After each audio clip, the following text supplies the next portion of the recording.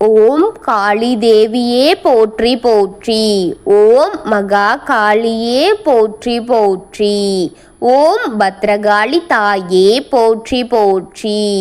ஓம் பைரவ காளி தேவியே போற்றி போற்றி.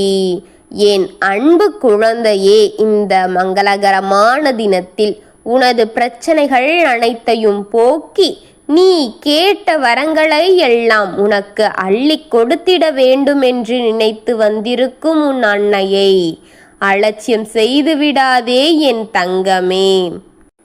இதை முழுமையாக கேட்டுவிட்டு சென்றால்தான் உன் வாழ்க்கையில் என்ன நடந்து கொண்டிருக்கின்றது, நம் வாழ்க்கை எதை நோக்கி போகிக் கொண்டிருக்கின்றது என்பதை அனைத்தையும் தெளிவாக நீ தெரிந்து கொள்ள முடியும் என் பிள்ளையே. என் அன்பு குழந்தையே, நான் உன்னிடத்தில் சற்று நேரம் அமர்ந்து உனக்கென்று அனைத்தையும் பொறுமையாக உன்னிடத்தில் கூற ஒரு விஷயத்தை நான் உன்னிடத்தில் தெளிவுபடுத்துவதற்காகவும் வந்திருக்கின்றேன் உன்னை தேடி என் தங்கமே. ஒவ்வொரு நாளும் கடந்து போய்கொண்டே இருக்கின்றது. கடந்து போகும் நாள் உனக்கு மீண்டும் திரும்ப கிடைக்கப் போவது கிடையாது. அனைத்தையும் தெரியும். ஆனால் தெரிந்திருந்தும் வழித்தடங்கல்கள் தெரியாமல் திக்கற்ற நிலையில் நின்று கொண்டிருக்கின்றாய் அல்லவா?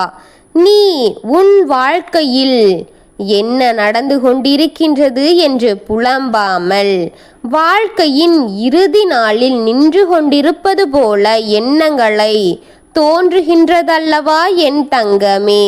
பிறக்கும் ஒவ்வொரு உயிரினமும் இறப்பைத்தான் நோக்கி சென்று கொண்டிருக்கின்றது என்பதை உணர்ந்து கொள். இந்த இடைப்பட்ட காலம்தான், இந்த இடைப்பட்ட நாளில்தான் வாழ்வதற்காக தான் இத்தனை போராட்டங்கள், இத்தனை பொறாமை, சண்டையும் சச்சரவும், செய்வினைகளும், பில்லி சூனியம், ஏவல் என்று எல்லாம் அலைமோதி கொண்டிருக்கின்றது. மரணம் என்பது இந்த நேரத்தில் வரப்போகின்றது, அடுத்த நிமிடத்தில் வரப்போகின்றது, இல்லை நாளை வரப்போகின்றது என்று கூட தெரியாத சூழ்நிலையில்தான் அடுத்தவர்களை நீ அழித்து பார்க்கும் எண்ணங்களை இங்கு மேலோங்கி வைத்து கொண்டிருக்கின்றாய். பிள்ளையே, மரணத்தை பார்த்து பயப்படும் எவனாக இருந்தாலும் அவன் வாழ தகுதியற்றவனே என்றுதான் நான் சொல்வேன் என் தங்கமே. ஏனென்றால் பிறக்கும் ஒவ்வொரு உயிருக்கும் மரணத்தை நோக்கிதான் தனது வாழ்க்கை இடைப்பட்ட காலம் சென்று கொண்டிருக்கின்றது என்பது உண்மை அல்லவா? எப்பொழுதும் நீ எதை பார்த்தும் பயப்படாதே. அது உன்னை மேலும் வேகமாக துரத்தி கொண்டேதான் செல்லும். அதை பார்த்து என்ன பயம் என்று வாழ்ந்து விட்டு போய்விடு என் தங்கமே. பிறகு அதுவே உன்னை விட்டு விலகிவிடும் என்று கூறிப்பார். அது என்ன பண்ணிவிடும் என்று நீ கூறிப்பார். அது உன்னை பார்த்து பயந்து ஓடிவிடும் பிள்ளையே. உனக்கு எதை பார்த்தும் பயமில்லை என்று தெரியும் என் பிள்ளையே.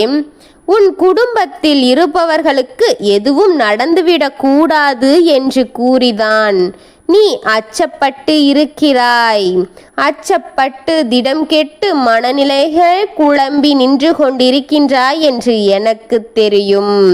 உன் மனதிற்கு கஷ்டமான, உயிருக்கு உயிரான உறவுகள் என்று நீ இழந்துவிடக்கூடாது என்றும் தான் ஒவ்வொரு நாளும் தெய்வத்தை பார்த்து வணங்கிக் கொண்டிரு என் குழந்தையே. கோரிக்கைகளை வைத்து கொண்டிரு என்று எனக்கு தெரியும் என் தங்கமே.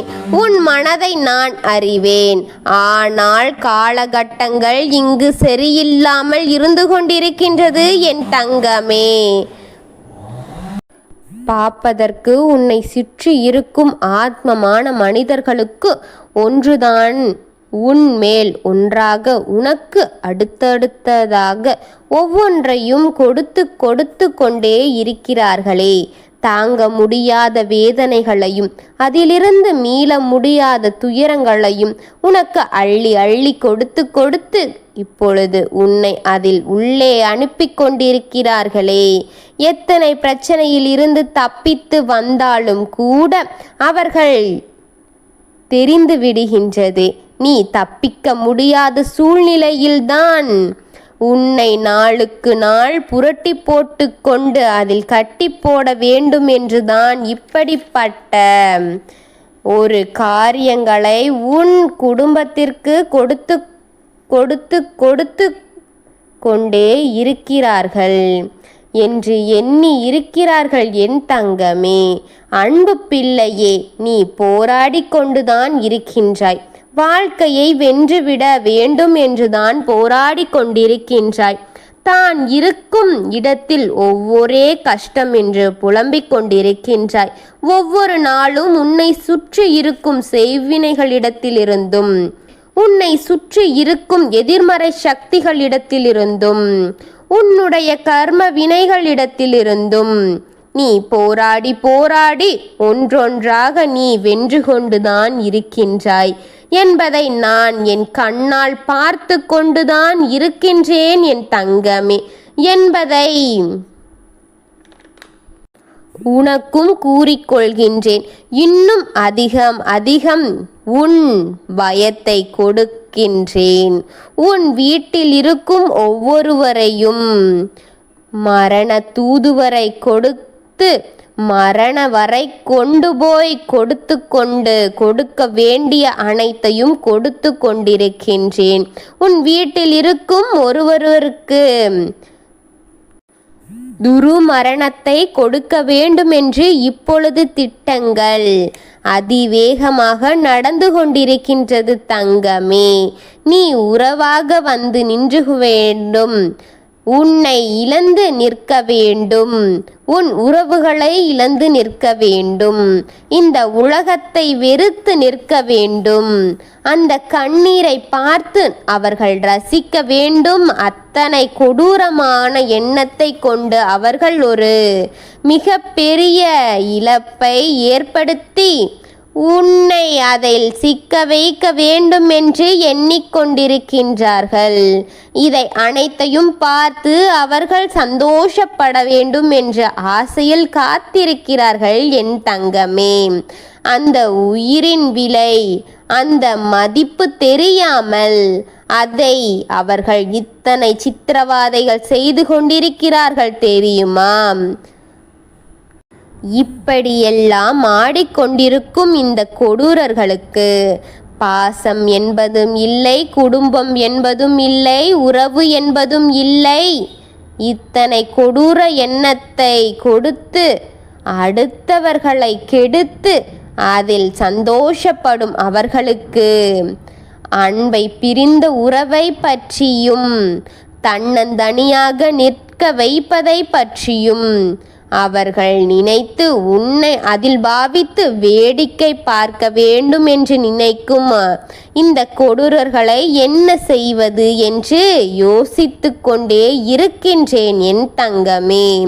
உன் வீட்டில் இருக்கும் ஒருவரை துருமரணத்தில் நீ இழக்க வேண்டும் என்பதை அவர்கள் முடிவோடு காத்திருக்கிறார்கள்.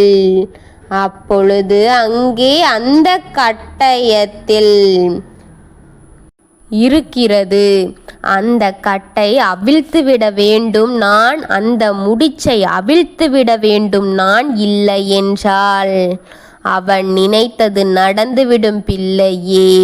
இத்தனை கொடூர எண்ணம் கொண்ட அதிவேகத்தோடு செயல்பட்டு கொண்டிருக்கின்ற இந்த கொடூர எண்ணம் கொண்டவன் மேலும் மேலும் திட்டங்களையே தானே போட்டு கொண்டிருக்கின்றான். ஆழ்ந்த இரக்கமான செய்தியை உன் வீட்டிலிருந்து கேட்க வேண்டும் என்று அவன் காத்து கொண்டு ஆசையோடு எதிர்பார்த்து காத்திருக்கிறானே என் பிள்ளையே. அதை தடுத்து நிறுத்துவதற்கு செயல் உன் கையில் இருக்கின்ற அதுதான் தங்கமே. என் செல்வமே, தெய்வத்தை விட்டுவிடாதே. தெய்வத்தை இறுகப் பிடித்துக்கொள்.